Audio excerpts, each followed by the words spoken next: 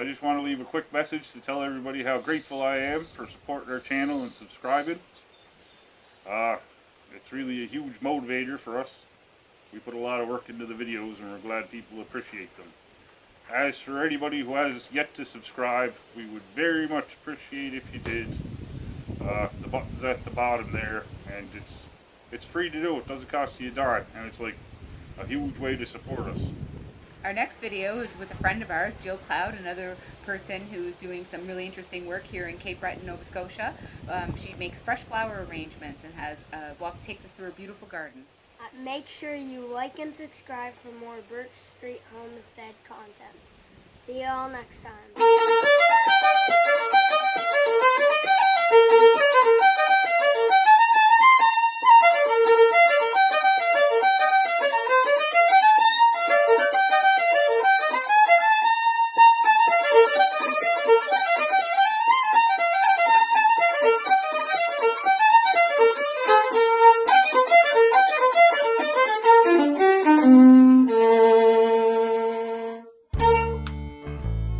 We closed the sale of the house in the spring.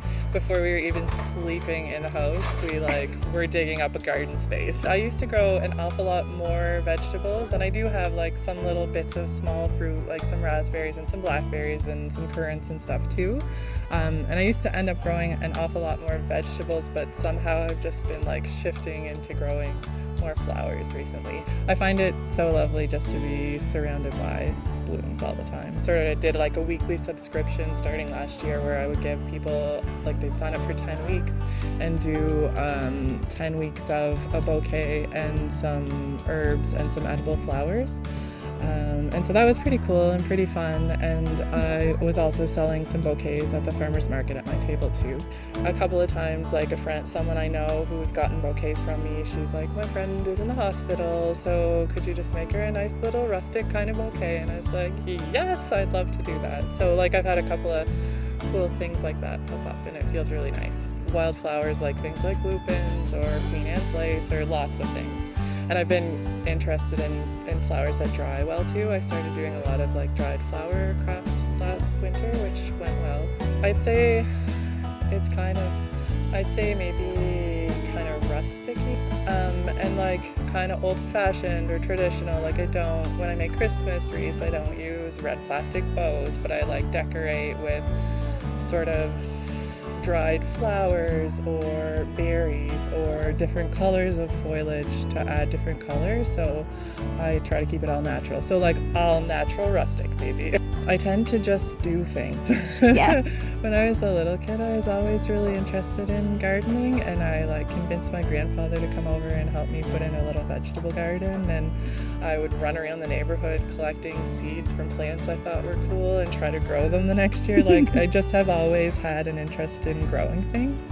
So yeah, I was just last year, the last few years I've sold Christmas wreaths, and I just one day was I bet you I could make a Christmas wreath. And then I just made a Christmas wreath, and that went pretty well, and so that was pretty cool. I just tend to, and last year was the first year I made dried flower wreaths, and I was I bet I could make some kind of a harvest wreath, and so I just did it. Yeah, I like to make things, and I like to grow things, and I think I've kind of found a niche of putting those things together. I've been making some kind of fun sun catchers with pieces of agate and beads and driftwood, and I've been making some kind of cool air plant hangers out of driftwood. And my daughter, she comes to the farmers market with me pretty much every week, and she knows everything. She knows how much things cost, and she just turned 11 this week actually, so she's all on top of it. She knows what plants are what, she knows what flowers are what. I mean, I haven't tried to grow anything outrageous or anything that doesn't do well in our climate, and I try to pick fairly hardy plants and consider what I plant in terms of will it last well in a cut bouquet, or will it dry well so I can make it into some kind of craft, or try to consider those sort of things. That's another thing I've been getting into is making tea blends and stuff. I'm not a certified herbalist or anything like that, but I've been making, some sort of medicinal tea blends or even just like flavorful tea blends, which I've been really